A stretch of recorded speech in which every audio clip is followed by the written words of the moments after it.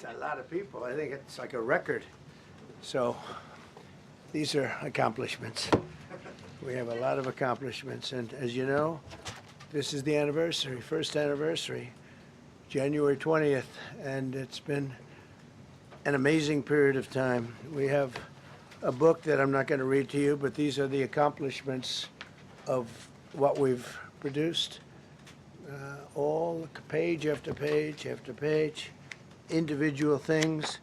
I could stand here and read it for a week and we wouldn't be finished. But we've done more than any other administration has done by far in terms of military, in terms of ending wars, in terms of completing wars. Nobody's really seen very much like it. I think it's appropriate that because Minnesota is so much in the fray, and I say to my people all the time, and they're so busy doing other things, they don't say it like they should. They're apprehending murderers and drug dealers and a lot of bad people, and these are just some of the more recent ones that we have, and I can show you some of the people, vicious, many of them murderers. These are all out of Minnesota, just Minnesota. I say, why don't you talk about that more? Because people don't know. Do you want to live with these people? International murder. These are people that are living, they're apprehended and either put in jails in their country from where they came, and the countries respect us, and so they actually put them there. In the old days, they didn't respect our country. Biden wouldn't do this because he let them all in. You know, if you didn't have open border policies of Biden, none of this, all of the things that all of the time that we spend talking about Minnesota and everything else, most of them are coming from out of the country. And it's been caused by a previous administration. Look at this, one after one. Boy, these are rough characters. These are all criminal, illegal aliens that, in many cases, they're murderers, they're drug lords, drug dealers, they're the mentally insane. There's some of them who are brutal killers, they're mentally insane. They're killers, but they're insane.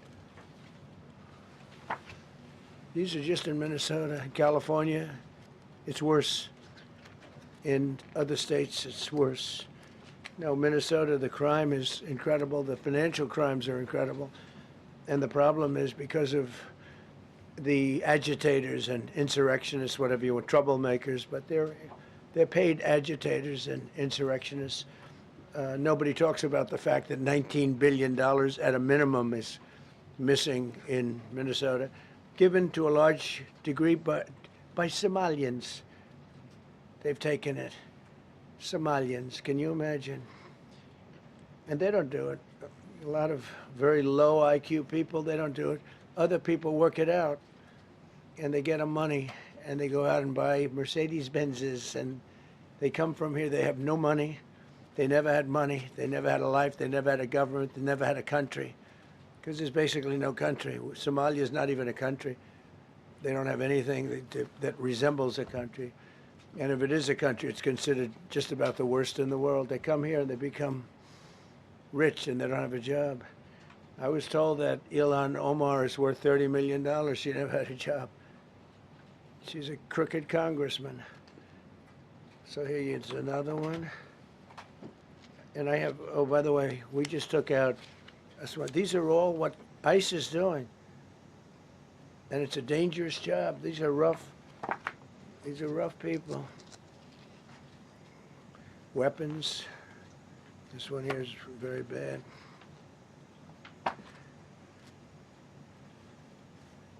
I'm going through this because I think we have plenty of time.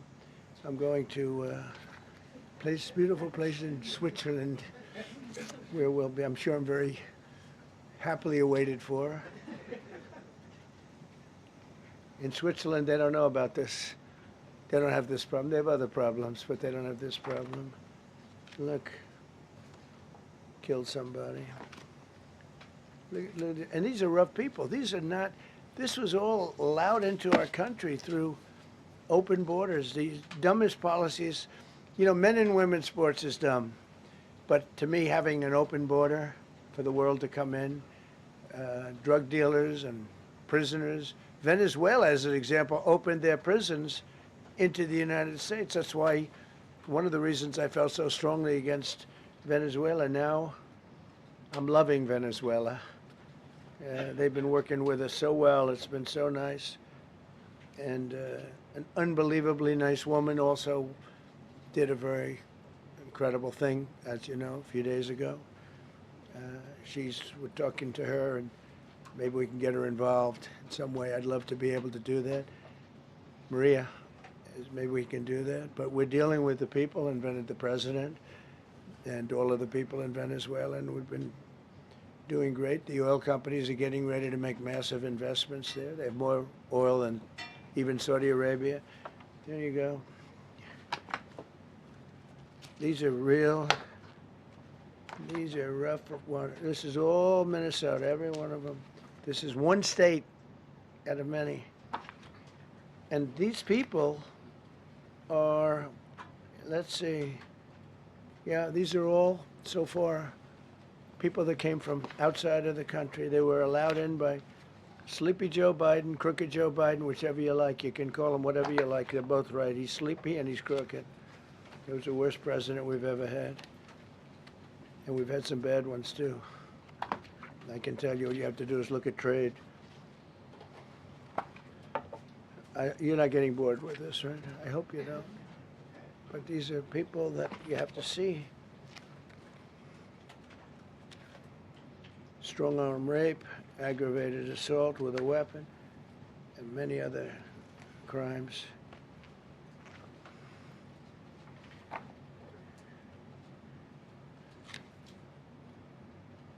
Gang member, known as one of the toughest people around.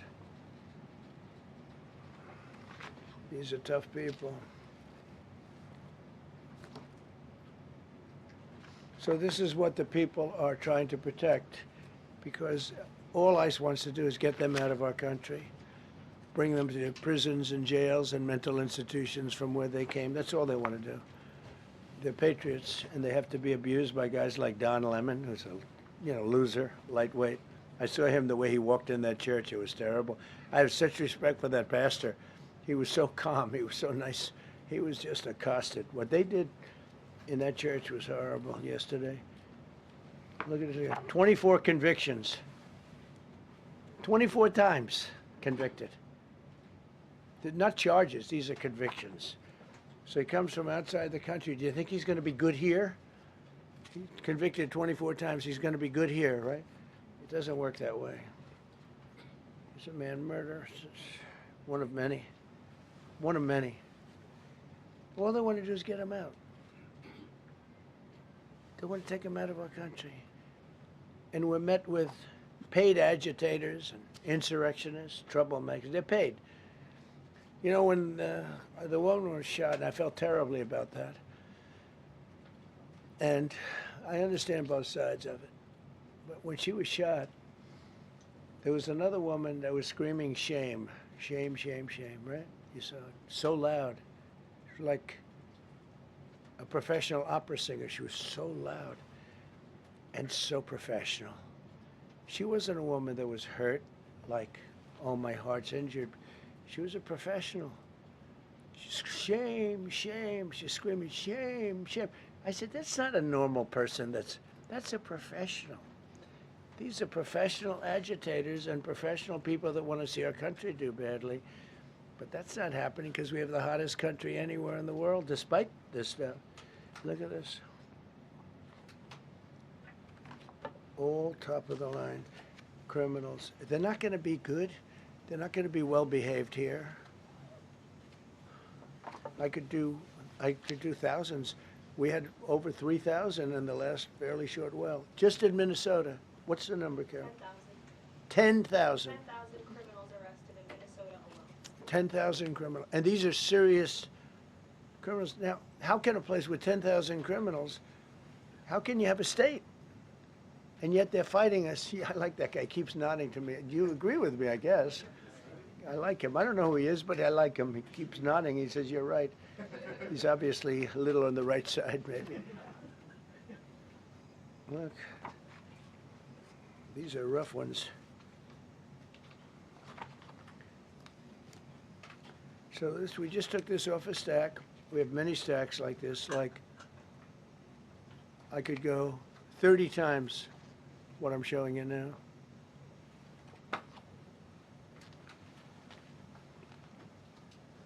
Relations with Hezbollah, that's nice.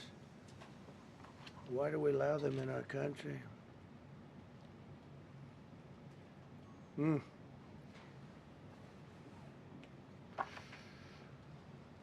I'm just looking at these charges. It's just pretty incredible. Many murderers, many murderers. People that murdered.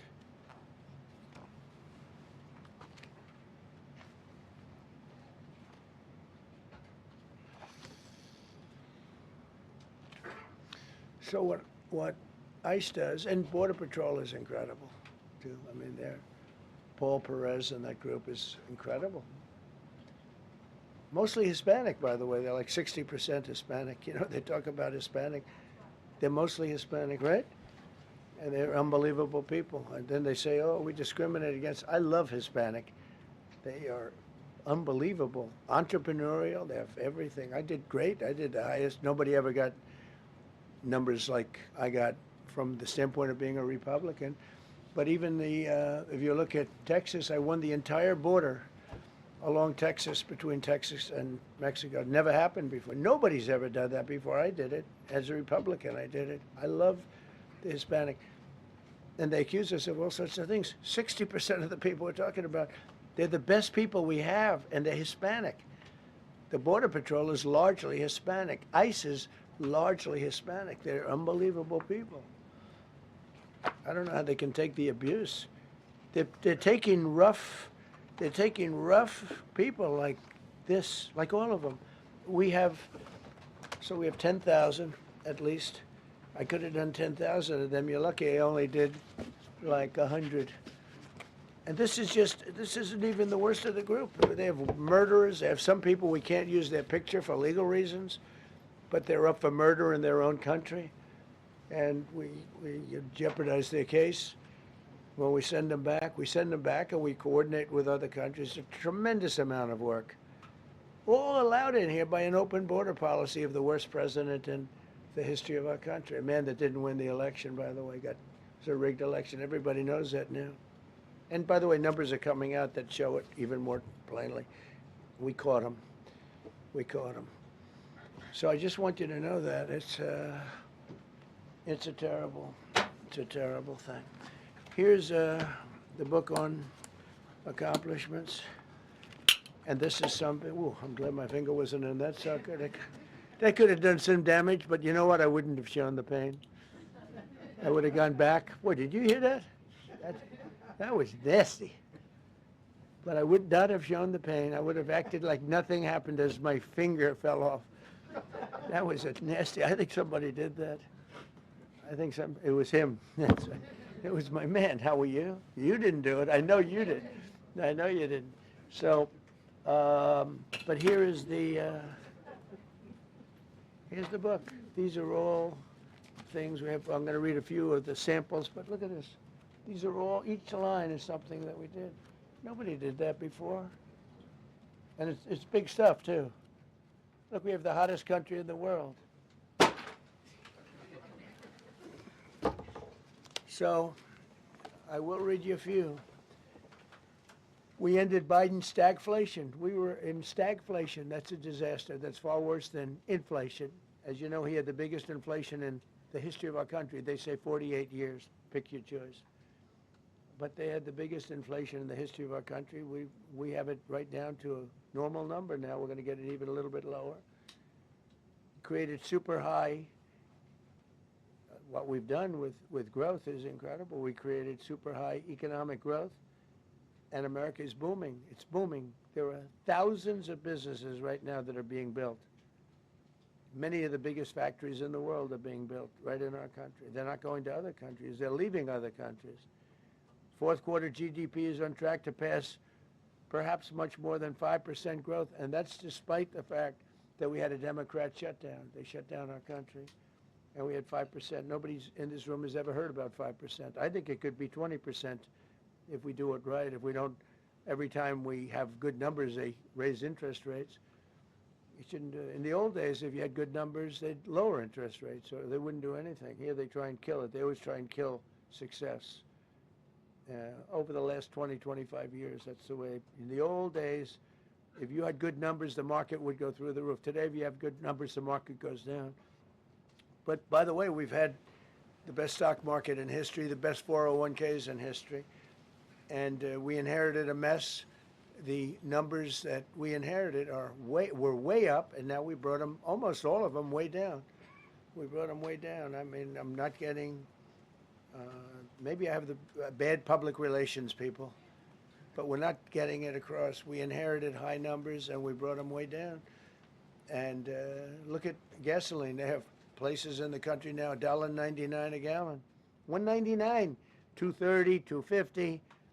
I guess the average now they're saying is $2.31. I mean, he was at $4.50 and $5 for periods of time. And he went back to the Trump formula, but he didn't do it properly, and he really went back to parts of it because you would have had $8 gasoline if they didn't. But he didn't do it properly. He had people that didn't know what they were doing. Core inflation for the last 3 months is 1.6%. 1.6. Their core inflation was so high that nobody could even calculate it. Under Biden, real incomes declined $3,000. Think of that, $3,000. That's a year.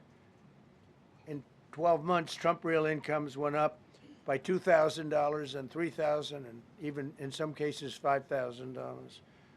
It's a tremendous difference. Stock market has set 52 all-time record highs during the course of the 11 months, because this was done on 11 months. Now we are actually officially 12 months as of today. 52 all-time record highs. That means 401ks did great. I have people see me all the time, policemen that guard us really well, and got to know them a little bit. And they said, "Sir, you're making me look so good. My 401k is through the roof. My wife thinks I'm the greatest genius, that I'm a financial genius, like Warren Buffett." He told me that. He said, I think they have better returns than Warren Buffett right now. But he said, all my life, my wife has been criticizing me for not being smart financially. Now, all of a sudden, she loves me more. But we added $9 trillion in value to retirement accounts, saving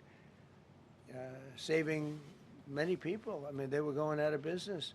Think of it. We added $9 trillion of value to retirement accounts, savings accounts, and 401ks.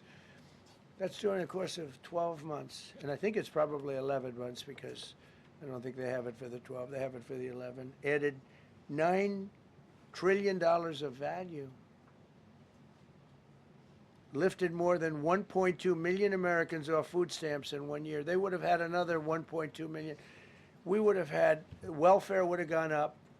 And instead of investing $18 trillion in our country, now it's probably more than that, but $18 trillion and having thousands of plants being built all over the country, you would have had thousands of plants closing all over the country, and you would have had disinvestment, and you would have had welfare going way up. You know, if you look at SNAP, take a look at SNAP, what happened with that? It was at $7 billion, and it came out to over $51 billion. Nobody has ever seen anything like it. The past administration, they had no clue. Or they were really bad, but they basically had no clue. But they did have a concept. I mean, they're still trying to sell the idea of men playing in women's sports. You saw that in the Supreme Court. I mean, some of those justices were fighting for them, too. They were fighting for them. But you saw that just the other day in the Supreme Court. Men playing in women's sports doesn't work.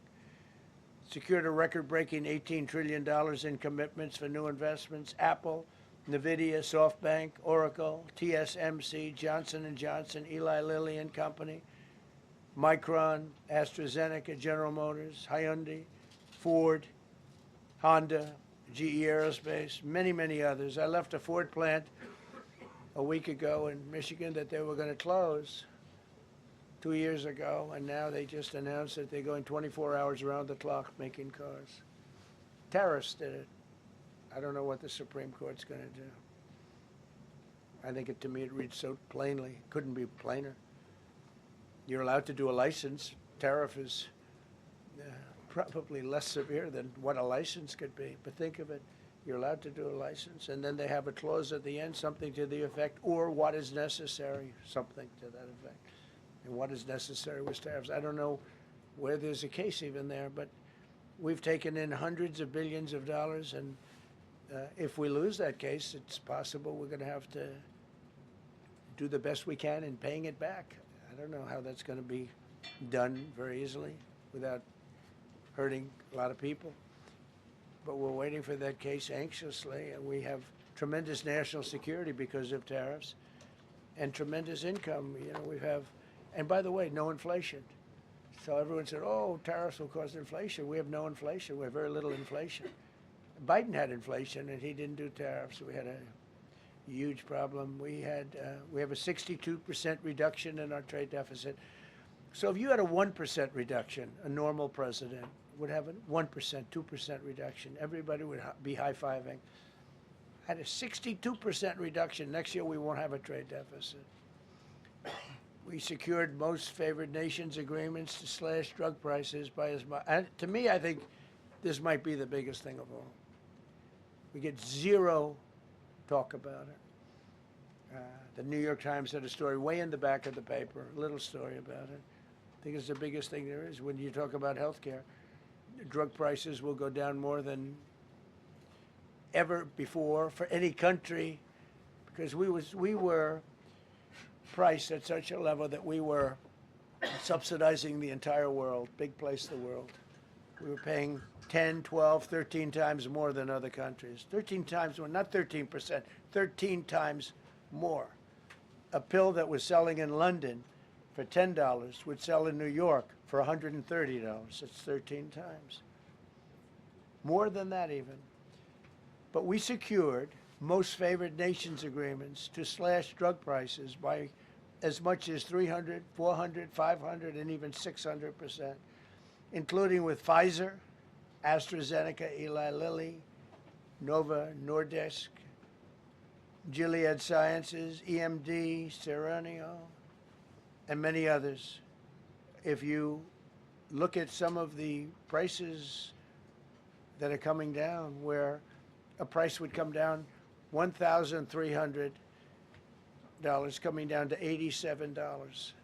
Think of it. So something that was costing $1,300 is now costing $87. And the fake news doesn't want to write about it. That's why I do this. I don't like to do this, to be honest with you. But I do it because got to get the word out. We signed one big, beautiful bill. I call it the Great Big Beautiful Bill, delivering the largest tax cuts in history. No tax on tips, no tax on Social Security, no tax on overtime. We made interest on car loans tax deductible for U.S.-built automobiles only. So if you buy an automobile built in the United States, we're not doing it for Germany and Canada and different places. We're doing it only if it's built here. We want them to be built here. A lot of the Canadian auto plants are closing and they're moving into the United States. Same thing with Mexico, same thing with Germany, and same thing with Japan and other countries. They're moving into the United States because of tariffs. Because they don't want to pay the tariffs. It's too much. They can't pay the tariffs. So they're coming here. Nothing different than what other smart countries did. But it works better for us. Under my leadership, it's not done properly, but it's done properly. We have, again, more plants being built than at any time in the history of our country. Passed the largest spending cuts in American history, and that was true in my first. You know, we had a tremendous first term also. We rebuilt our military. We had one of the best. We had the best economy in the history of our country, but we're blowing it away now. When this stuff starts opening up, you're not going to see anything like it probably ever again. We slashed the federal budget deficit by 27% in a single year. Think of that, 27. You know, you could do it 2%, 1%, 0.5%, 27%. And that's with all of the things we have to do, all of the people we have to put on the payroll to get rid of people that are murderers. Again, when you see people in Minnesota that are murderers, these people are fighting to keep them there. And I say to Christie and to Tom Homan, the great people, they're working so hard. Look at the border. The border is now secure. First time, Biden said you couldn't do it. You need legislation. I had no legislation. I said close the border. Within 1 month, we had almost nobody coming in. Now, for the last 8 months, nobody came into our country illegally. And I find that hard to believe because you'd think somebody, because it used to be millions of people just poured into our country. And the people that do that are Democrat, sort of aligned. So, I mean, they're not doing me any favors. We had nobody come in. We have a very strong border. We have very few people coming up. They're not going to make the trek because they know they probably won't be coming in. So it's not as hard as you think. But I didn't have to go back. Remember, they said, we need legislation to close the border. They had millions of people coming in a month. We have nobody coming in, and we're getting the murderers out. Murderers, people from prisons and jails. Many countries opened up their prisons and dropped them into the United States. Those are the people we're getting out. And we have a lot of heart. And I said, you got to lighten up on this. We have a lot of heart for people. They came in illegally, but they're good people, and they're working now on farms, and they're working in luncheonettes and hotels and all. And we're looking to get the criminals out right now, the criminals. And I think it's very important. I mean, every once in a while you see a story, we take somebody. He should be out because they came in illegally. So in theory, they should be. But we're focused on the murderers, the drug dealers, the mentally insane. We have a lot of mentally insane killers. I mean, you can't even talk to them. It'd be nice if you could have a little reason, but you can't even reason. These are seriously ill people. You have a couple of countries where they were loaded up. Their mental institutions and insane asylums were loaded to the gills. They couldn't get. They're empty now. But they're filling up because we're bringing them all back. We know where they came from. And every country accepts them. You know, under Biden, they wouldn't take. They had so little respect that they'd bring them there, and they wouldn't take them. They said, get the hell out of here. They would be bringing a plane in to land in a country, and they'd put 5 planes on the runway so you couldn't land the plane. So they'd come back with the people that they were bringing back. They don't do that with me. They do that with me, they have problems. They don't do it. They accept them back. They're not happy about it, but they accept them back. Cut a record number of regulations. I promised to eliminate 10 old regulations for every one new regulation. Instead, we cut 129 old regulations for each one added. Think of that. I wanted to do 10. In my first 4 years, I did. When we put on a new regulation, you had to cut 8. This year I said you have to cut 10. Instead, we cut 129. So every time, so far, can't remain like that, I don't imagine. I hope I can, because we have so much wasted regulation, stupid regulations. Regulations where they go by California, which is a disaster state, with a governor that truly is doing a bad job. He's killing that state. If he ever ran the country, this country would be Venezuela. Very quickly. Using tariffs slashed the U.S. trade deficit by an incredible 77%. The trade deficit is down, and that doesn't include the last month where we had our best month. We slashed the trade deficit by an incredible 77% in 1 year with no inflation, something that everyone said could not be done. So we had essentially no inflation. In fact, the last month we had almost no inflation. But we slashed the trade deficit by 77%. If you slash it by 1%, that was good. Again, we did that with tariffs and intelligence. We did that with November 5th, great election. We secured historic trade deals to reduce barriers on U.S. exports with countries covering 40% of all U.S. trade. Think of that. American exports are up by more than $150 billion this year. People said, oh, we're not exporting. All we do is buy. If you keep buying, you're not going to have a country for very long. So we increased exports by more than $150 billion. Investment in American factories is up 41%. That's a record. Nobody goes 41% up. You go 2% up, 1% up. You go down by 3%. If Kamala got elected, the 41% up would be 41% down. We removed over 270,000 bureaucrats from the federal payroll. That's another thing. So we have, we announce our unemployment numbers, call it unemployment or employment, and they were very good. But we could make them great. But we've slashed tremendous numbers of people off the federal payroll. Because ultimately, if you're on the federal payroll, I mean, we have jobs where they had 10 people for every job. So we cut. Now, if you want to see some good numbers, I'll hire 1 million people. We cut millions of people off the federal payroll.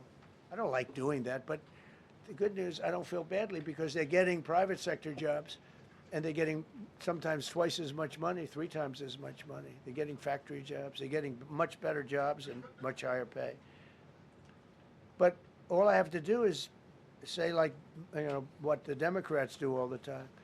They hire 1 million people, and then they hire another million. They load it up, and it says, oh, they only have a 3% unemployment rate. It's a fake rate. So with us, we're proud of the fact that we cut so many because, again, I don't want to cut people. But when you cut them and they go out and get a better job, I like to cut them. And sometimes they have to be forced to do that because, it's like they want to stay where they are. They don't know. And then all of a sudden they end up, we have many cases, Caroline, where people were devastated. They hated Trump. I got caught from my very boring federal job where they had, again, sometimes 10 people to do one job. And they were very upset. And now they ended up with a job where they get paid 3 times more money. They're ending up buying houses. It's like crazy. So they went from not liking me to liking me a lot because it's hard to get. We need people. We need people. It's one of the reasons. I mean, when you have good people in the farm or good people in hotels and everything else, we want to work with them as much as we can. Under Biden, 1 out of 4 jobs added was a government job. Think of that. So 25% of the jobs added. That's when you know that, that's 25% of the jobs aren't real jobs. But again, I could do that. I could add 2 million jobs right now, would have an unemployed. I could say just hire some more people. I do the opposite. I say get rid of everybody that's unnecessary because that's the way you make America great again. When you have, all these jobs where people are sitting around doing nothing and they get a lot of money by the government, it's no good. But that's what the Democrats do. They show, oh, we were at 4% unemployment. That's a good number. But they just add jobs, or they wouldn't cut. They would never cut jobs. Under Trump, 100% of all new jobs created have been in the private sector. Think of that. Not 1% has gone to federal. So under Biden, 1 out of 4 was a government job. Under Trump, 100% of the new jobs created, 100% came from the private sector. That's how you make your country wealthy and strong and good. We inherited the worst border in history and turned it into the strongest border in history. Illegal crossings have plummeted to the lowest level ever recorded, down 99.999%. That means down 100%. 99.99. Now, we want to find out who that one person is. For 8 months in a row, 0, and these are government numbers, these are not my numbers. For 8 months in a row, 0 illegal aliens were admitted to our country. 0. Nobody came in, unless they came in legally. We have a big process for having people come in legally, by the way. A lot of people are coming in legally. They have to prove they love our country. They have to prove that they're not going to need welfare. A lot of things they have to prove. For the first time in 50 years, we are now seeing reverse migration, where because we're getting all of these illegal people out. People that came in illegally, in many cases they're criminals, in many, many cases. Remember when they used to say that the people that come into our country as immigrants are very nice people, they're wonderful people, they don't commit crime. No, they make our criminals look like babies. They make our Hells Angels look like the sweetest people on earth. The Hells Angels are now considered a nice, high-quality person. I like the Hells Angels. They voted for me. They protected me, actually, believe it or not. But they make our criminals look like babies.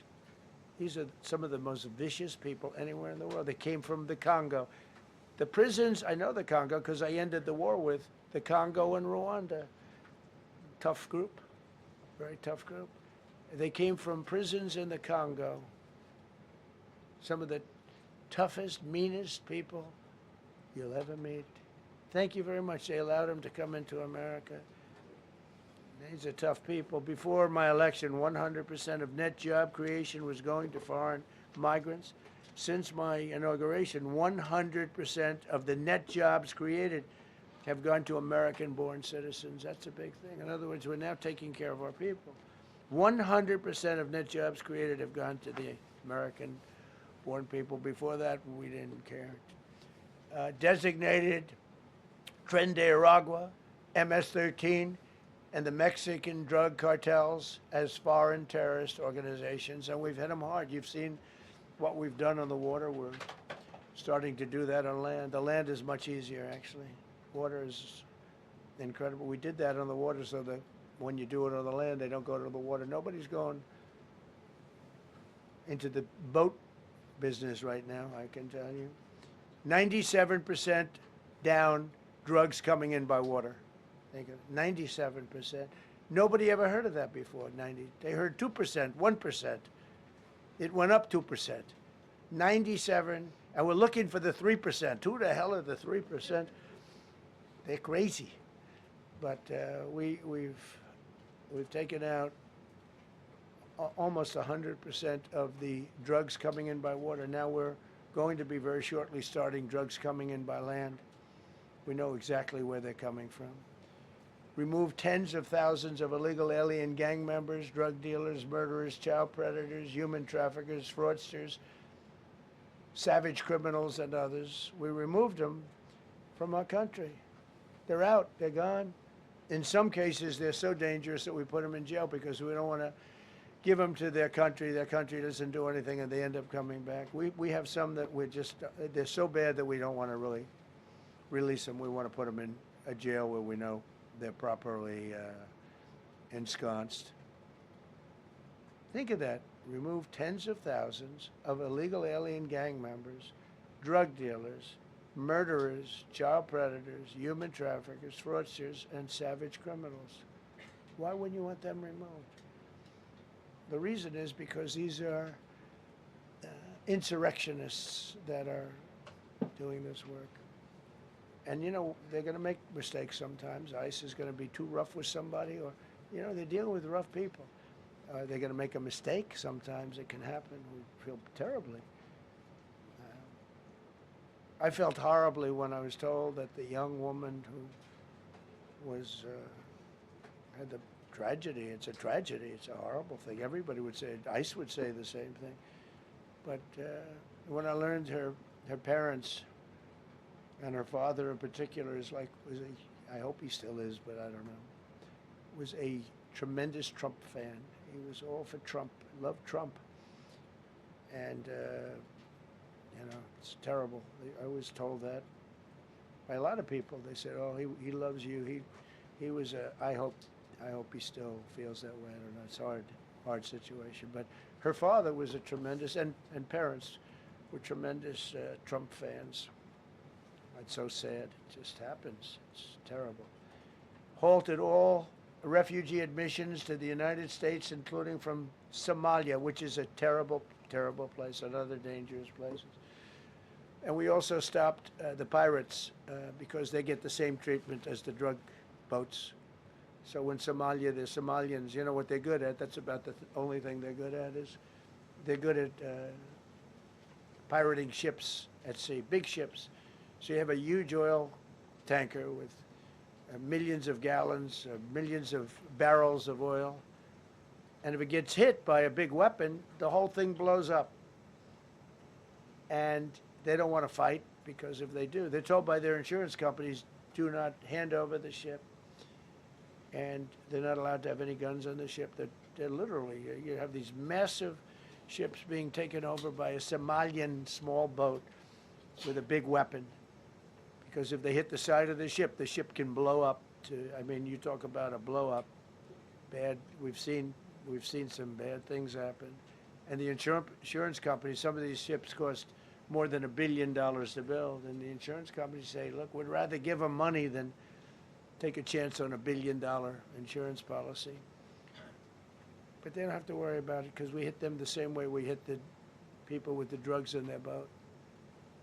They don't know what the hell happened, but all of a sudden, there are no pirates at sea. Do you notice? We haven't had a boat taken in a little while. Came out of Somalia, really corrupt place. It's not a country. They don't have government. They don't have anything.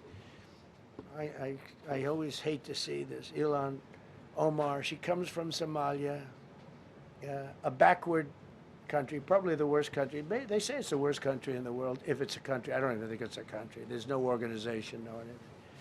They don't have police. They don't have military. They don't have anything. They just have people running around killing each other and trying to pirate ships. But she'll come here, comes, and then she wants to tell us how to run our country. The Constitution says that I am entitled to this. I can't stand her. Terminated all taxpayer-funded benefits for illegal aliens and kicked 275,000 illegals off of Social Security. They were illegally getting Social Security.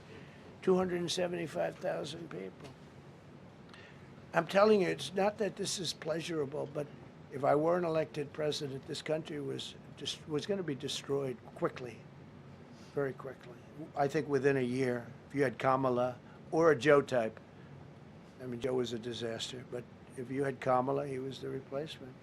I was up by like 25 points on Joe, and they said, "Hey, let's get somebody else." This never happened. Well, I had so many firsts. You're leading somebody by a lot, and they say, "Oh, let's take him out. Let's put somebody." That's like I said to Dana White the other night. I said, "You know, Dana, it's like you have a fighter, two fighters. One guy is winning by a lot, and they say, 'Oh, let's take this guy out. Let's put a new fighter in the ring with him.'" That's what happened to me. I was doing great with Biden. The whole campaign was against Biden. All the money was spent against Biden, and all of a sudden I got Kamala. Everyone said, "Who the hell is she?" But that didn't work out too well for them. But never happened before. We are about lots of firsts. Designated English as the official language of the United States of America. We did that very powerfully. And while we're at it, we also took the Gulf of Mexico, and now it's the Gulf of America. Because we have 92% of the shoreline. It always bothered me. I'd say, you know, we have most of the shoreline. Mexico has a small percentage, talks about 8%. We have 92%. And I said, why is it the Gulf of Mexico? It should be the Gulf of America. I was going to call it the Gulf of Trump, but I thought that I would be killed if I did that. I wanted to do it. I wanted to. My people worked so hard. Sir, I don't think it'll look too good. I'm telling you, it's a good thing. And it'll be hotter than ever, I said. No, but I decided not to do that. I'm joking, you know, when I say that. I was not going to call it the Gulf of Trump. Because tomorrow it'll be, Trump wanted to call it the Gulf of Trump, but he was rebuffed by his people. My people don't rebuff me too much. The Gulf of Trump, that does have a good ring, though. Maybe we could do that. It's not too late. No, we have the Gulf of America now. It's great. Our country is proud for the attack on Venezuela, the attack on the Iran nuclear capability, wiped it out. I mean, first administration, Soleimani, the father of the roadside bomb, al-Baghdadi, the father of ISIS, who was rebuilding ISIS. We wiped them out. Done a great job. Signed an order that will end birthright citizenship for children of illegal migrants. You know, that case is in court right now. That case was meant for the children of slaves. All you have to do is look at the years. Look at the years where the cases were filed and where the decisions were made. They were right at the end of the Civil War. They're trying to say that, you know, in China's making a big business out of that. They come to the country, they have a child, the American citizen, they get all the benefits. It had nothing to do with that. That was for the children of slaves. And I hope the Supreme Court so rules. designated fentanyl as a weapon of mass destruction. It is. We lost, I believe, 300,000 people this year. 300,000 people. That's like filling up one of those big football stadiums 5 times. It's not even believable. I mean, you could be in a war and you wouldn't lose that many people. So we designated fentanyl a weapon of mass destruction. Conducted numerous successful military strikes against narco-terrorists operating in our hemisphere, including the water strikes. Drugs brought in by ocean. So I told you that we're down by, I mean, close to 100%. It's hard to get somebody to pilot those boats. Very hard. They have to be people that don't watch television, don't read the news. And we just blew up their facility. They had a docking facility where the drugs were stored. And now we have a great relationship with Venezuela. We're getting along fantastically with the leadership in Venezuela, so we wouldn't have to do that. This was done before the attack. But we captured and brought to justice the outlaw dictator of Venezuela, Nicolas Maduro, who, through drugs, killed millions of people in our country. Tremendous drug dealer. Also sent millions of people into our country, including Tren de Aragua, the worst gang. They say it's the worst gang in the world. They took over parts of Colorado.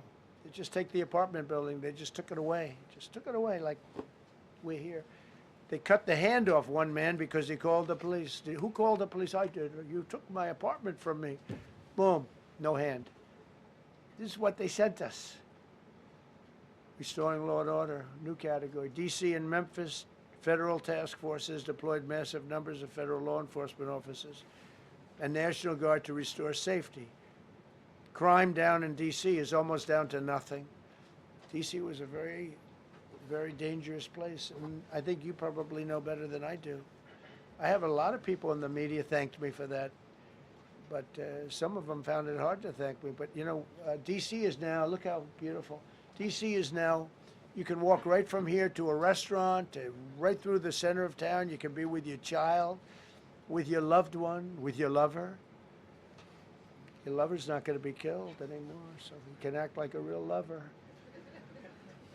But you can walk right through the middle of the town, and D.C. is beautiful again, too, you know. You notice we took all the fences down, almost all, the rest are coming down. We got the graffiti all off.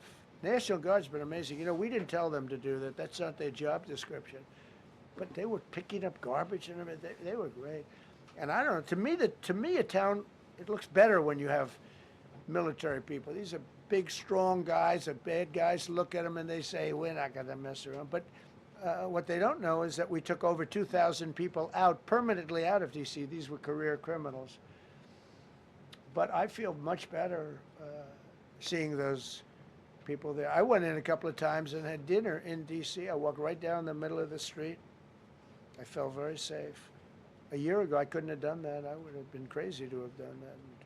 Secret Service wouldn't let me do it. They weren't thrilled anyway, I will tell you. It wasn't like they were thrilled, but we did it, and it was great.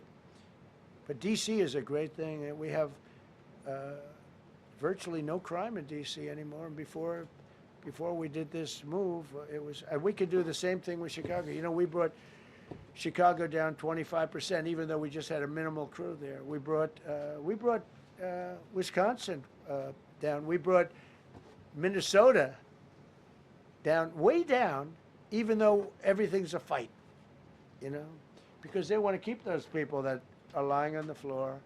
They want to keep those people in Minnesota, but they really don't. I don't think the real people of Minnesota, it's a very corrupt place, and the elections are totally corrupt. I feel I won it all 3 times. Nobody's won that state since Richard Nixon. It's a rigged state. And the Somalians vote as one group, even if they're not citizens, and they vote as one group, and you know, you get 600,000 votes against you. They all ought to get the hell out of here. They're bad for our country. Nationwide achieved the largest reduction in violent crime on record. So this just came out. Nationwide, over the last 11 months, achieved the largest reduction in violent crime on record, including the largest one-year drop in murders ever recorded Almost 2,000 lives were saved. That's despite the fact that we took in criminals under the leadership of the Democrats and Joe Biden. More motor vehicle theft is down by 100,000 vehicles nationwide. That's another nationwide. The motor vehicle theft was out of control, and now it's very much in control. It was down by more than 100,000 vehicles to a record low. Began the process of eliminating cashless bail policies across the nation. You got to get rid of your sanctuary cities, and I hope our people know that we're not going to pay sanctuary cities. We're not going to pay them anymore. They are sanctuary for criminals. They hold criminals. We're not going to pay. They can sue us, and maybe they'll win. But we're not giving money to sanctuary cities anymore as of the beginning of the month. We began the process of eliminating the cashless bail. Well, cashless bail is where it all started. It's a disaster. And then other places. I don't know if it started in New York. I remember it starting in New York. So somebody comes in, murders somebody, and they let him out. No bail, no nothing. Basically, cashless bail means you just get the hell out. And they go outside. We have one case where a guy murders somebody, gets released, and goes out and murders somebody. 2 people in one day. No, we got to get rid of cashless bail. They got to pay, got to have bail. There's a reason for bail, long tested. Signed an executive order to bring back mental institutions and insane asylums. We're going to have to bring them back. Hate to build those suckers, but you got to get the people off the streets. You know, we used to have, when I was growing up, we had in my area in Queens, I grew up in Queens, we had a place called Creedmoor. Creedmoor, did anybody know that? Creedmoor. It was a big, I said, Mom, why are those bars on the building? I used to play Little League baseball there, a place called Cunningham Park. Who's quite the baseball player, you wouldn't believe.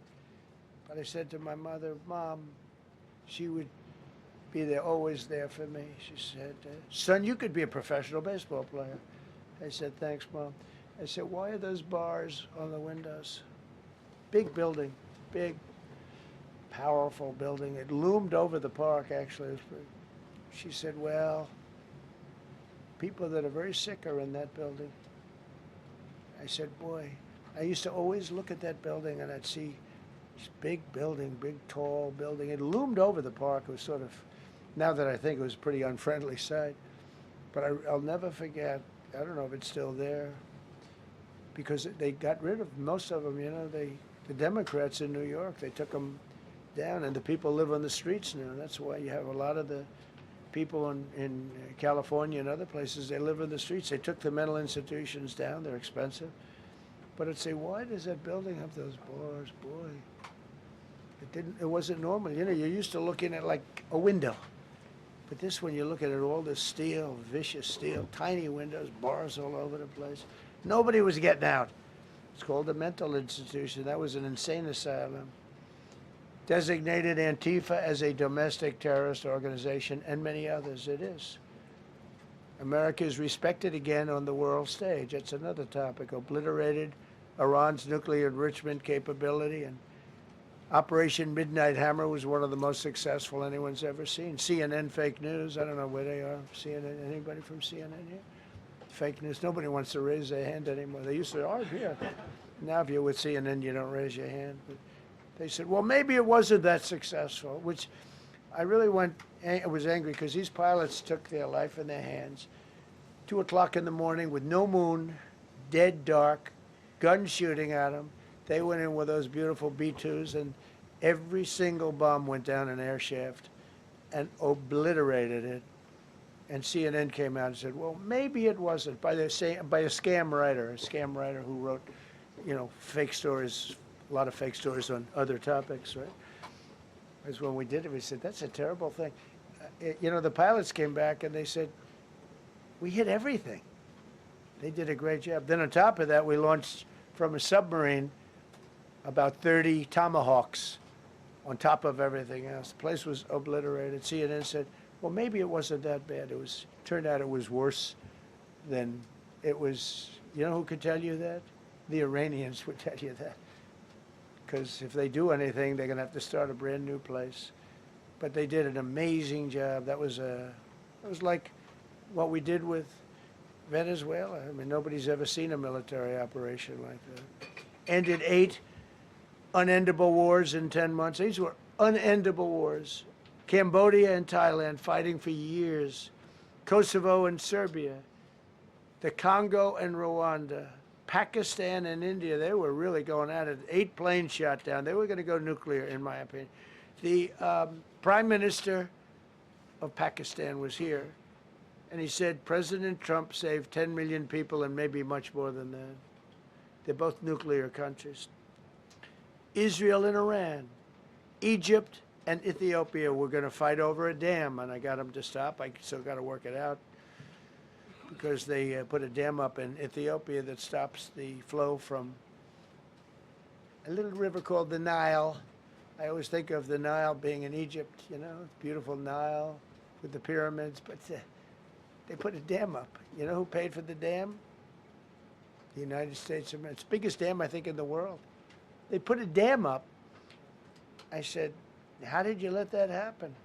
Why would we have done that? We financed it. This country would, I don't know. Maybe it was a Republican president, but I don't think it was. I think it was a Democrat. But what a terrible thing.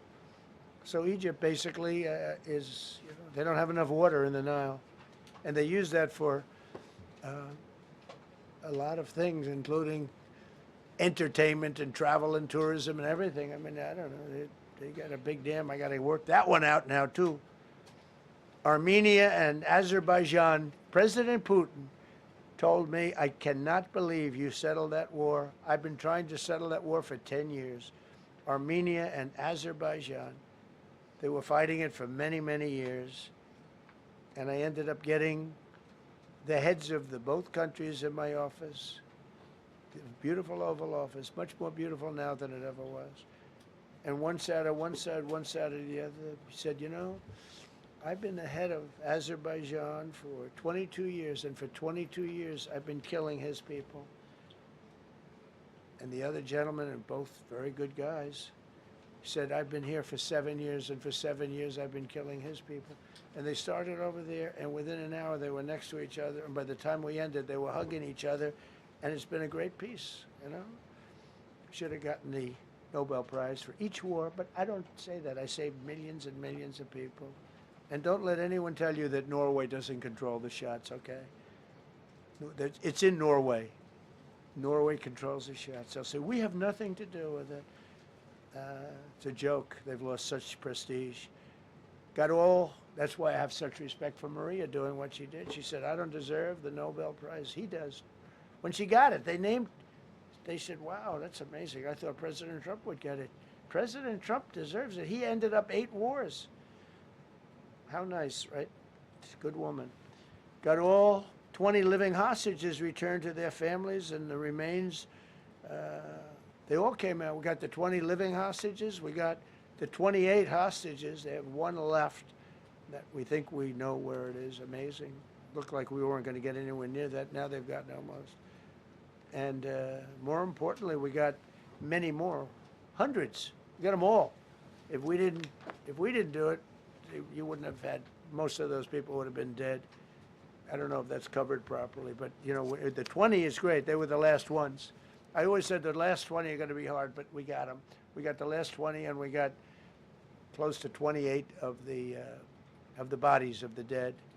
And to those parents, that was just as important as getting their son back alive. They were almost even more intent on they knew their son was dead. They wanted to get the body. I got him back. We just created the Board of Peace, which I think is going to be amazing. I wish the United Nations could do more. I wish we didn't need a Board of Peace, but the United Nations, and you know, with all the wars I settled, the United Nations never helped me on one war. I mean, I guess I'm not blaming them. I didn't call them to help, but I got, you know, the presidents and prime ministers together. We knocked heads. We got along, and they liked me. I liked them. Every single one of them nominated me for a Nobel Prize. Every one of the wars, among many other people. nominated me for a Nobel Prize. But Putin told me, I cannot believe you got this war settled. I've worked on it for 10 years because it's his territory. Rescued 83 American hostages and citizens detained from abroad without paying a lot of money, paid no money. Apprehended terrorists responsible for the Abbey Gate bombing that claimed the lives of 13 U.S. service members in Afghanistan, the lowest point in the history of our country. That was a Biden disaster. I was getting out, but I was getting out with dignity and strength. We were the boss. Oh, we were the boss. They wouldn't do a thing against us. And this very stupid person got in, and what a shame. They should have left from Bagram, which is the big military base, which has hundreds of acres around it. Should have left from Bagram. Terminated visas of Hamas sympathizers and deported pro-jihad foreign nationals. Got NATO members to agree to raise defense spending to 5% of GDP from 2%, and they pay the 5%, and they didn't pay the 2%. And by the way, I did more for NATO than any other person alive or dead. Nobody's done for NATO. And I think for the most part, they'll tell you that. I think you could ask the Secretary General about that, but he said it a lot. I've done more for NATO than anybody, and I see all this stuff, but NATO has to treat us fairly, too. The big fear I have with NATO is we spend tremendous amounts of money with NATO, and I know we'll come to their rescue, but I just really do question whether or not they'll come to ours. You know, I'm just asking. Just saying, right? You remember during the debate? Just saying. Signed $1 trillion investment in U.S. military. And next year, we hopefully will go to a $1.5 trillion. We're building battleships that are 100 times more powerful than the battleships of World War II, which are the big, beautiful, those big, beautiful things with the guns. I said, what about bringing them out of dry dock? They said, sir, what we're building will blow them away. Think of it.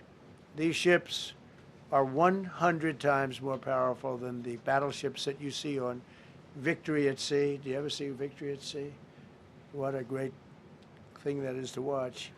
Renamed the Department of Defense into the Department of War, which everyone loves, by the way. Signed landmark critical minerals deals with Australia, Malaysia, Thailand, Ukraine, Japan, and many others. We're going to have so much rare earth. It's actually not that rare. Getting it processed is rare, but there's a lot of rare earth. There's a lot of earth around, I can tell you. Withdrew from the corrupt World Health Organization, where we were paying hundreds of millions of dollars a year. So we were paying $500 million a year, and China was paying $37 million a year. I said, why aren't we paying the same as China? They said, well, nobody asked. I said, China's got 1.4 billion people. We have 350 million, probably, with all the illegals, you know. China probably knows more accurately. But we have much smaller in terms of the number of people. We have a much more powerful military, but we have much smaller. I rebuilt the military during my first term, by the way. And while they gave away a lot to Afghanistan, the Taliban, which was just horrible seeing them, every year seeing them do that military down some dirty street, is a disgrace. But while Biden gave a lot of it away, it's a tiny fraction compared to what we did. I rebuilt the military, and now we're continuing to build it. And bigger and better, we need it, peace through strength.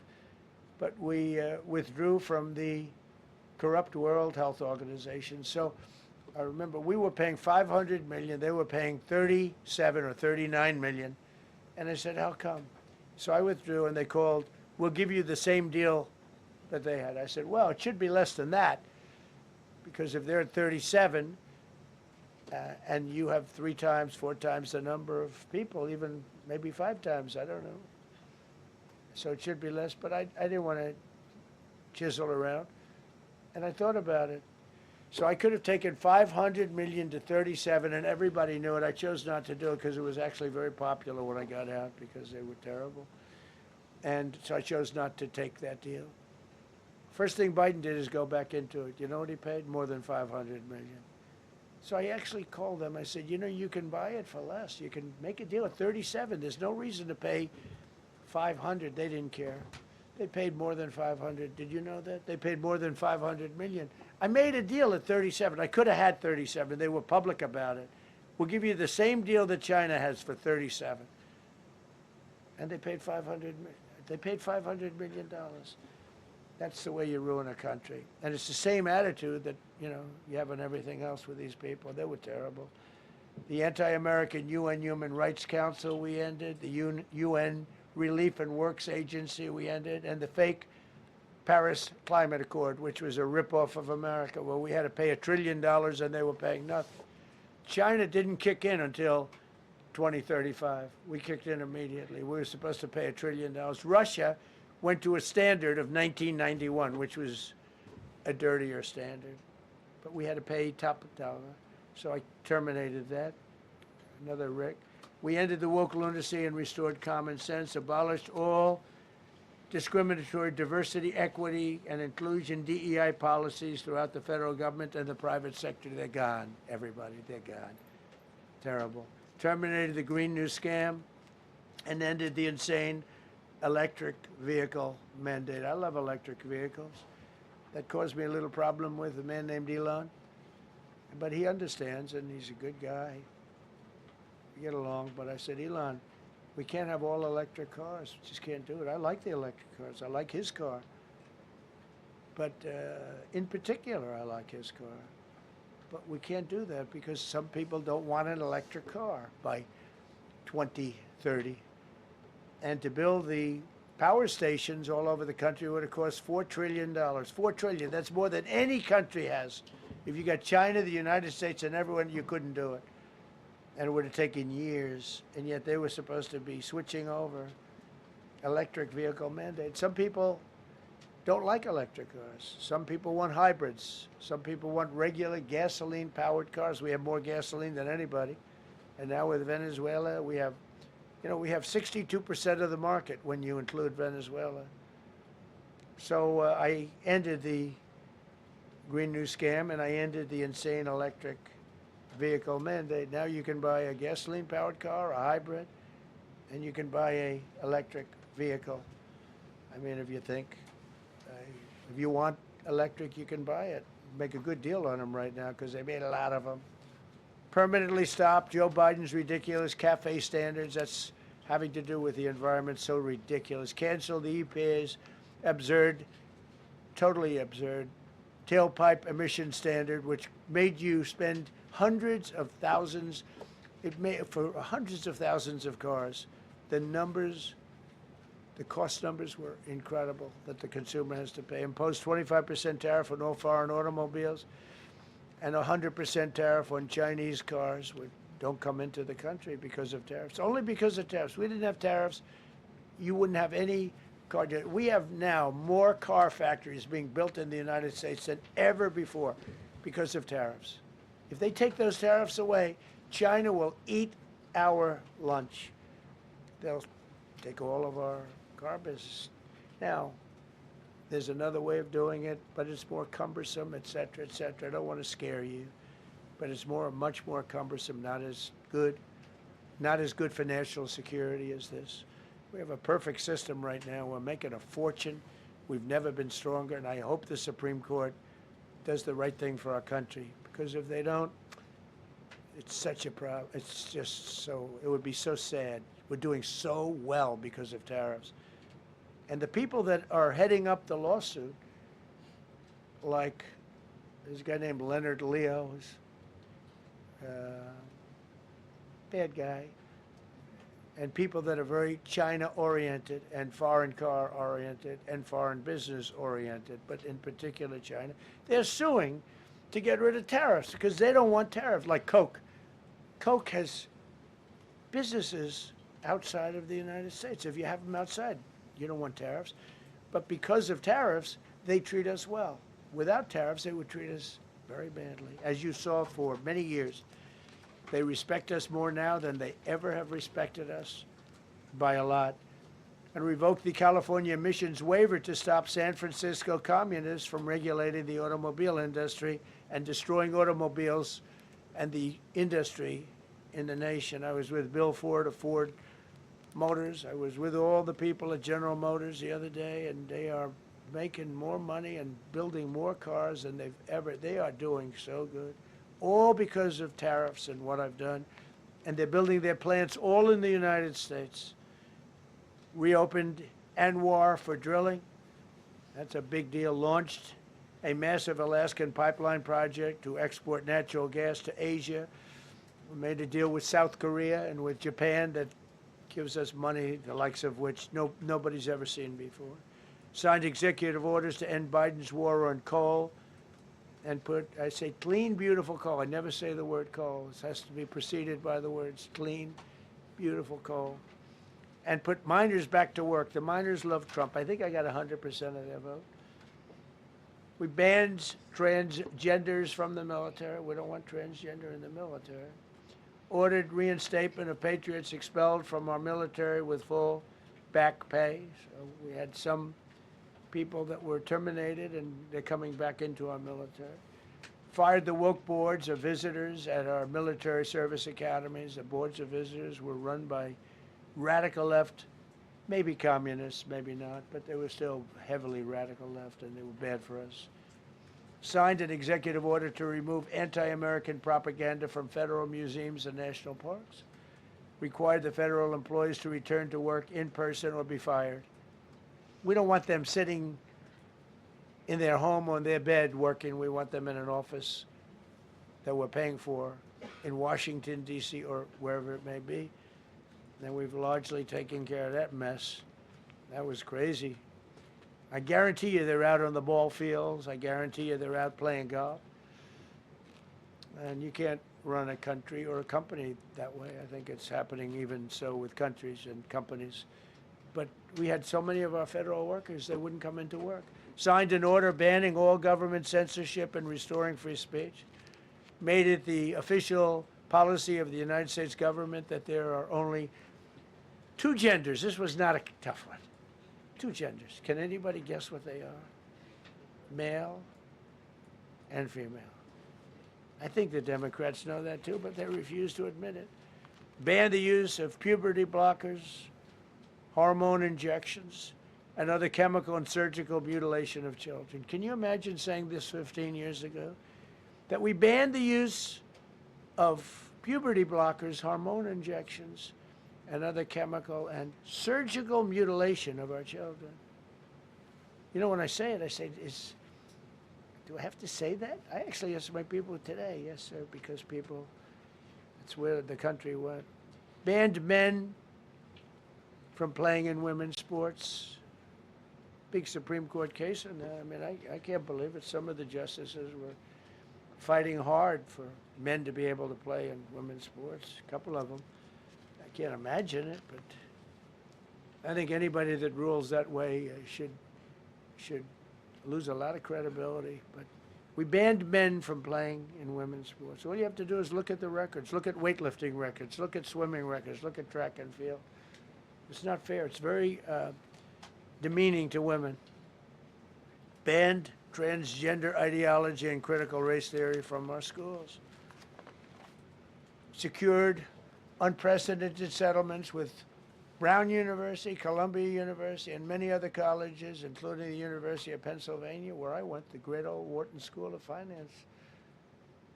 To restore fairness and merit, we're working with Harvard right now. They've been very anti-Semitic. Terrible what they've done. And we'll see what happens. I hear we have a deal, but who the hell knows with them? They have a lawyer that wants to show how hot he is. Ended taxpayer-funded student loan forgiveness for radical left and anti-American activists. Can you believe it? Began the process of abolishing the Federal Department of Education and returning education back to the states. And Linda McMahon is doing a fantastic job.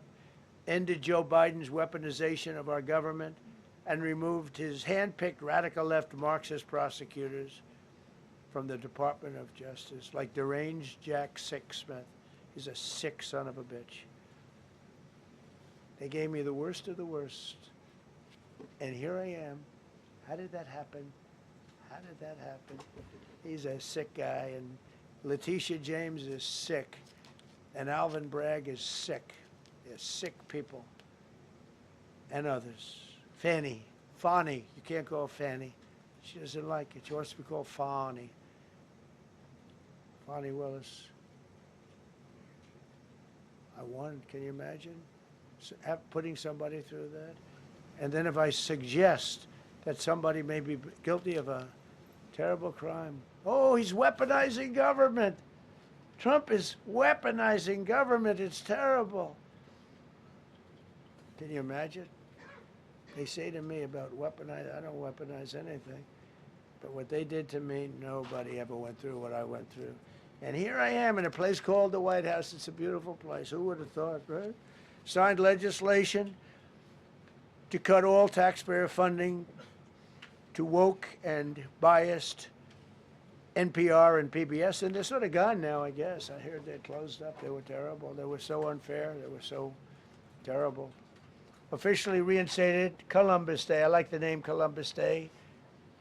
The Italian people are very happy about it. Remember, when you go to the voting booths, I reinstated Columbus Day. That was an easy one. Christopher Columbus. Cut Social Security wait times by 50%, serve 65% more Social Security recipients by phone, and are on track to doubling the service and performance compared to the Biden administration. We're 2.5 to 3 times better and faster. Slash VA claims backlog to the lowest number ever recorded. Created Trump accounts starting with $1,000 for every newborn baby. This is something that's become so popular. And I give Mr. and Mrs. Michael Dell Computer, who put in $6.25 billion, started with nothing. And he actually invested all that money to give to kids so that when they grow up, they have an account that might be worth a lot of money. It'll be riding with the markets. And, you know, they can, at 20 years old, 21 years old, they could have $100,000. They could have a lot of money. That's going to be amazing. But I give a lot of credit to Mr. and Mrs. Michael Dell.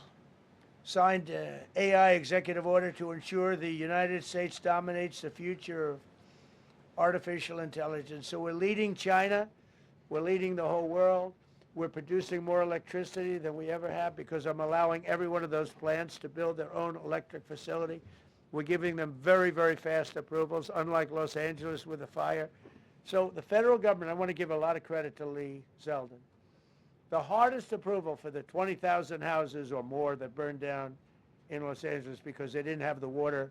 They didn't allow the water to come down from the Pacific Northwest. They routed the water into the Pacific Ocean. So we had no water there. No, he had. I would say open up the water. Open it up to the governor, to the mayor. They didn't want to do it. They wanted to protect a tiny little fish that's, you know, I said, how can you have a fish when you don't have any water? It was just an excuse, I guess. But it's amazing. We took 20,000 houses, and Lee Zeldin, the toughest permit is from the federal government. Within 2 weeks, every single permit was given to the people to build their houses. Then you have the incompetent mayor of Los Angeles. He's neutral, who decided to go to Africa during the fire. So you have this incompetent mayor, and I had it out with her the night when I got, right after the fire, I went there. She said, we're working on it so that we can have everybody starting to build within 2 or 3 years. Remember that? I said, you mean 2 or 3 days? No, I mean 2 or 3 years. And the place went crazy. Well, they still haven't gotten their permits. But every federal permit, every single one has been given a year ago. And Lee Zeldin has done a great job. And he's done a great job in the approval of all these big plants and factories and all of the electricity that they're creating for themselves. I said to Zuckerberg, I said to all of them, I said to Jeff Bezos, I said to everybody. Mark Zuckerberg couldn't believe it. He said, you know, where are we going to get all the electricity? Because you need double the electricity that the country currently makes just to fire up those big plants. I said, well, nobody can do that. So what we're going to do is let you make your own electricity. Nobody believed it. And I said, we're going to get you fast permits. So we get them within 2 weeks. and they're coming up with some of the most incredible electric plants you've ever seen. So each one of those massive buildings, AI or otherwise, is building their own electricity, they're building their own plant, and it's incredible. Many of them are under construction already. They're going to have, we're leading AI, and we're leading China by a lot. Established a MAHA Presidential Commission, banned many artificial food dyes, as you know, issued new vaccine recommendations, and created new real food pyramid. And Bobby and Dr. Oz have been incredible. Provided $12 billion in aid for American farmers. Just gave them $12 billion in aid because they got screwed by other nations. And the number of drug dealers have fallen every single month since I took office. Drug dealers are way down in the United States, and that's a small version of what's sitting right there. That's just a small version. We took a country that was dead, and it's the hottest country in the world right now, and that's after 1 year. So let's go. That's a lot of people. All right, please. Yeah, go ahead. Thank you so much, Mr. President. I have two questions for you. One, do you want your Board of Peace to replace the UN? Well, it might. I mean, the UN just hasn't been very helpful. I'm a big fan of the UN potential, but it has never lived up to its potential. The UN should have settled every one of the wars that I settled. I never went to them. I never even thought to go to them. They should be able to settle those wars. They don't. I believe you got to let the UN continue because the potential is so great. And another one, you invited Lula from Brazil to be part of the Board of Peace. I did. What role do you I did. expect him to play, especially A big role. I like him. Venezuela? Yeah, And I like another one, because the Are you from Brazil? Yes. The EU and Mercosur just signed a trade agreement this weekend, which is going to be the biggest trade zone, free zone in the world. Right. At the moment, you are talking a lot about tariffs. What is your reaction to that? So, two questions, Lula. Well, and then- look, I just think this. I think we have trade like we've never had before. We're doing better in trade than we ever have before. We're not being ripped off by every country in the world like we were before. We're doing numbers that nobody's ever thought possible. We're the richest we ever were. It's because of tariffs and the proper use of tariffs, and we're also the most secure. As an example, Iceland, without tariffs, they wouldn't even be talking to us about it. So we'll see what happens. I think it's going to work out quite well. Yeah, right behind. Thank you, Mr. President. How would you characterize your relationship with Emmanuel Macron and Keir Starmer right now? And have you spoken to them since your Truth Social post last No, I night? haven't, but I think I get along very well with them. I mean, they always treat me well. They get a little bit rough when they're, when I'm not around. But when I'm around, they treat me very nicely. And, I like both of them. They're both liberal. They've got to straighten out their countries. You can't, London is having a lot of problems. And if you look at Paris, got a lot of problems. They have two problems, immigration and energy. They got to stop with the windmills, and they got to go back like UK has an unbelievable asset called the North Sea. Norway uses it, makes a fortune. They have a better section of it, and they don't do it. They could straighten out their countries, and it would be good. But I get along very well with them. You told Norway's prime minister. Are you from Norway? No. You look you like told- you would be from Norway. She looks like she's from Norway. Go ahead. You told Norway's prime minister that you not winning the Nobel Peace Prize made you feel less obligated to think purely of peace. Well, I Why would lost a not- lot of respect for Norway. And But why I would not believe, winning and that I believe prize very affect- strongly that Norway controls the Nobel Prize. But you have to understand, I settled 8 wars. I've had every one of those wars, every participant wrote, I didn't ask him to do it. They sent in strong they make recommendations for that. But I settled 8 wars. No president's probably ever settled 1 war. I don't know, think of it. I did 8. The reason I do it is because it's easy for me to do. And I didn't do it for a Nobel Prize. I did it because I'm saving a lot of lives. I'm trying to settle the final one. I'm trying to do Russia-Ukraine. And when Russia's ready, Ukraine's not. When Ukraine's ready, Russia's not. But they're losing 25,000 people a month on average. And I'm trying to get that one done. But no, I feel that Norway has tremendous control over who gets the Nobel Prize, despite what they say. how far are you willing to go to acquire Greenland? You'll find out. Mr. President, Kevin Hassett has said that those $2,000 tariff rebate checks would be up to Congress to decide whether or not to disperse that. Do you agree with Kevin Hassett on that, or do you think you can do that unilaterally? No, I don't think we would have to go the Congress route, but, we'll find out. The reason we're even talking about it is that we have so much money coming in from tariffs that we'll be able to issue at least a $2,000 dividend and also pay down debt for the country. But we'd do a $2,000 dividend to the people of our country. Would probably set a limit of, income limit where it made sense. But we will be able to make a very substantial dividend to the people of our country. I believe we can do that without Congress. Last night on Truth Social, you said that the British plan to hand the base of Diego Garcia over to Mauritius and then rent it back was an act of great stupidity.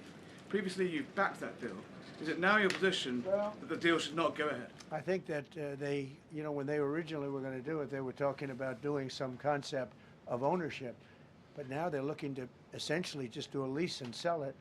And I'm against that. It's a reasonably nothing like Greenland, but it's a reasonably important area of the globe. Not to anywhere near Greenland, but I think they should keep it. I don't know why they're doing it. Do they need money? Mr. President, with your support to the Syrian government, most probably you avoided another civil war and a bloodshed in Syria, especially after the fall I of the did a regime. good job. I did a good job. And the Syrian government, the last 2 weeks, had to use some force to implement its force on specific areas. And Well, with to keep the prisoners, the terrorist prisoners, which are some of the worst in the world, at bay. So they were able to keep that.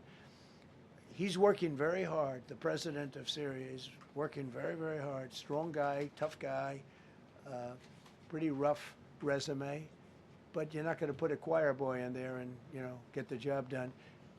I spoke with him yesterday because we were talking about the prisons and, what was going on. We have some of the worst terrorists in the world in those prisons, and he's watching them. Syria, sir. Mr. Go ahead. President, Gavin Newsom is going to be at Davos if he's not already there. You're probably going to run into him. I presume that this is for him to raise his platform for 2028, but what do you anticipate his foreign policy platform is going to be? I don't know. I don't know that he's going to be the nominee. I know this. I had a very good relationship with Gavin Newsom when we were, in office together. I was president. He was the governor of California. We had he would talk about it often, and somewhere we just went astray. I just hate the way California is being run. We actually have people leaving. It's never happened before, but I hate the way it's being run. He and I had a very good relationship, really close to the word exceptional, but now we seem not to. Thank you, President Trump. President Trump, you spoke earlier. Mr. President. You've been hearing from allies. Thank you. No, above you. Thank you so much, President Trump. Cara Castronova from Lindell TV. And you spoke earlier about the 2020 election. Now that Maduro is in U.S. custody and he was criminally charged, has any more information emerged that you could share with us regarding Venezuelan election software and Venezuelan ties to tampering with the 2020 election? And would you consider speaking to Maduro personally in prison in New York to get some answers on Venezuela's involvement with the 2020 election? No, I don't think I would be doing that. I think my lawyers would be very unhappy if I did that. Yeah, they've learned some things. Please. What happens to the tariff threat to Greenland if the Supreme Court comes out and rules against you on the tariffs? And Well, I'll have to use something else. I mean, are look, you willing to use force? take a look at the word license. Take a look at other things. I mean, we have other alternatives. But what we're doing now is the best, the strongest, the fastest, the easiest, the least complicated. Sir, if you move ahead with the Greenland-related tariffs on Europe, you secured almost $1 trillion of commitments from them to invest in the United States. Does that go kaput out the window if that happens? I doubt it. Look, they need that agreement very badly with us. They really do. They fought very hard to get it. So I doubt that, but we'll see what happens. We have a lot of meetings scheduled on Greenland. I'm leaving tonight, as you know, for Davos, and we have a lot of meetings scheduled on Greenland. And I think things are going to work out pretty well, actually. And so Thank you, Mr. President. Will you still go to Paris for the G7 emergency meeting as offered by President Macron? No, I wouldn't do that. No. Because, you know, Emmanuel's not going to be there very long. And, you know, there's no longevity there. He's a friend of mine. He's a nice guy. I like Macron. But he's not going to be there very much longer, as you know. And I think, you know, I have meetings with the people that are directly involved, not some of the people you're talking about. Thank you so much. Thank you so much, Mr. President. Happy You know, New I've Year. never seen this room like this. Is this a celebration of the first year? Yes. Have you ever seen it? I've never seen this many. I hope we have a very good. I hope we have a very good structural floor. You know, this used to be a swimming pool. You're sitting over a swimming pool. I could see that happen. But this, we need a good structure here, don't we? Huh? Yeah. Thank you so much, Mr. President. Happy 1 year anniversary. Thank you. And my question is on Syria. The Kurds, as the most loyal U.S. partners, facing attacks by some Syrian elements within the Syrian government. Will you do to ensure the Kurdish rights protected and their effective forces against terrorism in Rojava, Syria continue, as the Kurdish see you as a president does not abandon his allies? Well, I like the Kurds, but just so you understand, the Kurds were paid tremendous amounts of money, were given oil and other things, so they were doing it for themselves, more so than they were doing it for us. But we got along with the Kurds, and we are trying to protect the Kurds. That's correct. Ahead of your speech in Davos, can you give us a preview of what we can expect as far as, you know, laying out the plans for Americans to be able to buy homes? I think more than anything else, what I'm going to be speaking about is the tremendous success that we've had in 1 year. I didn't think we could do it this fast. Think of it, it's just now 12 months, and you know, I say it often, we have the most successful country in the world. We have the hottest country anywhere in the world by far. And this country would have been absolutely stone cold dead. And I'm going to be talking about it. I'm going to be, because, you know, a lot of them could use some of the advice as to what we did. They need energy. You take a look at their energy policy, they're going to destroy themselves with what they're doing with the windmills and all the nonsense. They need energy help badly, or they're going to be in big trouble, and they need immigration help badly. How much longer do you want to go? Call it. I do. I have a very important call with President Erdogan, who I like a lot. All right, one or two more questions. Go ahead. Thank you, Mr. President. During Go your ahead, second, please. Go ahead. One question about the Red. Yes. Yes. Thank you, Mr. President. The red blouse. Go ahead. You talked a lot at the beginning of this about the economy, some positive economic indicators. Polling shows the majority of Americans don't feel the economy is doing well. Are you worried you're making the same mistake as President Biden by telling No, I hope I don't make the same mistake as him. Look, I inherited a terrible, it's a great question, because we inherited a terrible, terrible mess between the border, between all the problems. The whole country was falling apart. And in 12 months, less than 12 months, in 12 months, we have the strongest border we've ever had. We have prices that are much, much lower than they were for the last time. We inherited very high prices. We inherited, remember this, inflation was at a historic high. We had never had inflation like that. They say 48 years, but whether it's 48 years or ever, we had the highest inflation, in my opinion, that we've ever had. Prices, because of that, were very high. I inherited, we brought down eggs immediately. Remember the first news conference, they were screaming at me about eggs. I was in the position for 2 days, and they're screaming. We brought eggs down to lower than what they were before. And by the way, they continue that way. We brought the prices down from when I came into office and from what Biden had, way down. We're going to bring them down further. But the job we did is a miracle. One of the reasons I'm doing this today is to explain. We inherited a mess, and we've made it a beautiful, beautiful picture. Think of gasoline at $1.99 in many states. $1.99 a gallon. It was $4.50, $5, in some cases $6 or $7. We're at $1.99. And energy is so big that with energy, everything else comes down. But the prices are coming way down, and we're going to bring them down further. But we started up here with these guys. We inherited a country that was broken.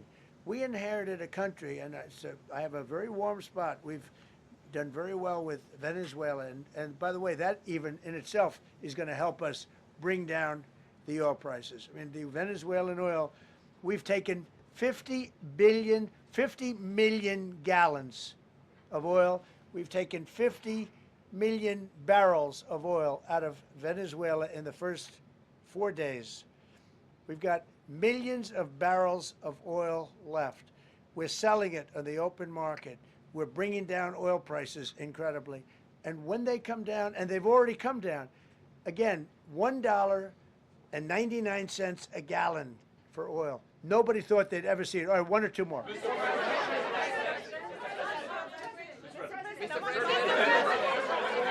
Go ahead, go, yes. I want to ask you about Iran.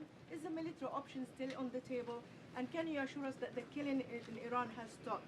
And when regard to the Peace Council, which members have to pay $1 billion? So with Iran, are you from Iran? No, I cover the White House. Where are you from? I'm Palestinian American. So with Iran, they were going to hang 837 people. And I let them be known that, and we let them know that if that happens, that will be a very bad day for them. And they decided not to do it. They didn't hang the people. I can't tell you what's going to happen in the future, but supposedly they've taken that off the table. But they were going to, last week, they were going to hang on Thursday or Wednesday. They were going to hang, I think, 837 people. And they didn't hang anybody. So we're just going to have to see what happens with Iran. Is the military option off the table?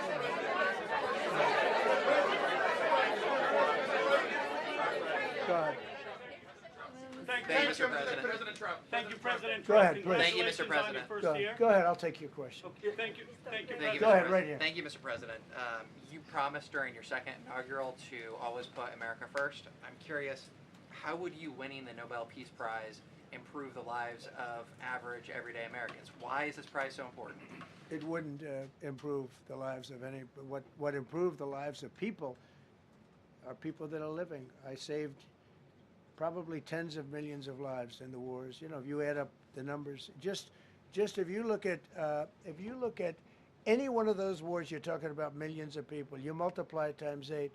But when you look at India and Pakistan, that could have been 10, 15, 20 million people. Could have been more than that. So I saved millions of people. So that, to me, is the big thing. What?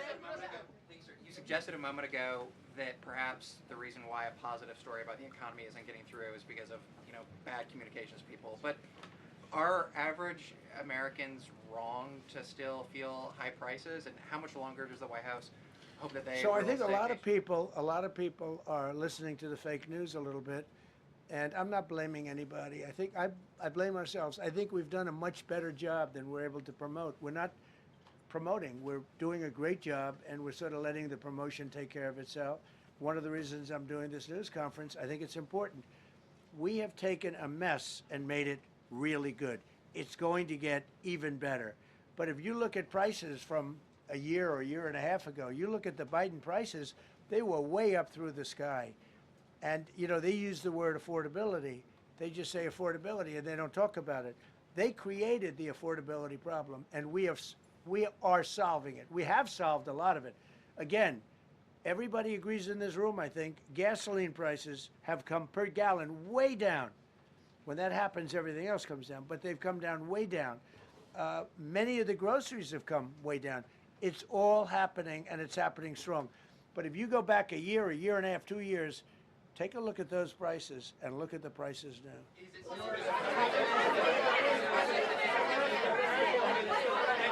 Mr. President, on Venezuela, you made a condition. Where are you from? I'm from Spain. Nice place. Thank you. You made a condition that the political prisoners should be freed. It seems that they are not being as fast as they promised in the beginning. Would that be an issue for the current government? They've agreed that they're going to let, I guess, most of them out. Or depends on what they did. But they have released a lot of. Released a lot of political prisoners in Venezuela. Mr. President, earlier on last year, you had mentioned, you had indicated that you wanted to take back the Panama Canal. I know we've heard a lot about Greenland. Is that still on the table? I don't want to tell you that. Sort of. I must say, sort of. That's sort of. Okay, one more. Yes, blonde, blue. Yes, go ahead, ma'am. Go ahead with the blue, holding the computer. If a consequence of your determination to take control of Greenland is the ultimate breakup of the NATO alliance, is that a price you're willing to pay? You mean the breakup of it's very the interesting NATO question. alliance. So I think something's going to happen that's going to be very good for everybody. Nobody's done more for NATO than I have, as I said before, in every way. Getting them to go up to 5% of GDP was something that nobody thought was possible, and pay. At 2% they weren't paying. At 5% they are paying. And they're buying a lot of things from us, and they're giving them, I guess, to Ukraine. That's up to them, but they're giving them to whoever they're giving them to, but they're buying a lot. I think that we will work something out where NATO is going to be very happy and where we're going to be very happy. But we need it for security purposes. We need it for national security and even world security. It's very important. How about it? Thank you very much. First of all, last year you told me that you believe that the reason you won the election is because God put you in this place so that you could save the world. Looking back 1 year, do you feel like God is proud of the effort that you've put I in? do, actually. I think God is very proud of the job I've done. And that includes for religion. You know, we're protecting a lot of people that are being killed. Christians, and Jewish people, and lots of people are being protected by me that wouldn't be protected by another type of president. No, I think a lot of people are very proud of the job we've done. We've had an amazing year. This has been one of the greatest years. Even some people that wouldn't necessarily love me instinctively, they're saying this was an incredible year. We've had an incredible year economically. Look at our border. Our border was a disaster. People pouring. It was an invasion into our country of a lot of very bad people. Good people too, but a lot of very bad people from prisons and drug dealers and gangs and horrible people, murderers, thousands and thousands of murderers allowed into our country.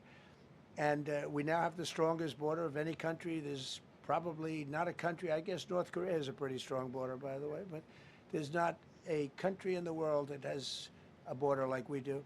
And we took it from the worst border. We had the worst border in the world. Now we have one of the strongest borders in the world. One more question. You said you're confident something's going to get worked out in Greenland, but Greenlanders have made it clear they don't want to be part of the U.S. Well, what I gives haven't. the I U.S. haven't. the right to take away that spoken. self-determination? When I speak to them, I'm sure they'll be thrilled. Mr. President, are you committed to keeping the U.S. in NATO? I've had such a good relationship. I've made it so much better, so much stronger. It's so good now. NATO is so much stronger now. I don't agree with a lot of the things they've done, but that was done before I got there. I think NATO's been good. Sometimes it's overrated, sometimes it's not. But we have a strong NATO.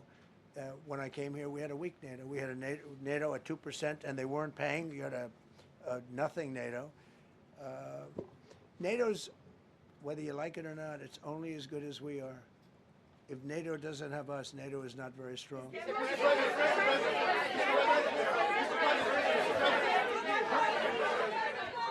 Thank you. Yes, no, behind you, please. Thank you, President Trump. Yes, go ahead. Really appreciate it, sir. We heard a long list of accomplishments from the last year. Could you cherry pick the top three? And then looking forward, what are your three most important priorities in 2026? So I think the building of a really powerful military has been a great achievement, and that would include the Venezuela thing. That would include the attack on Iran and the wiping out of the nuclear threat. I think that's been really amazing what we've done militarily.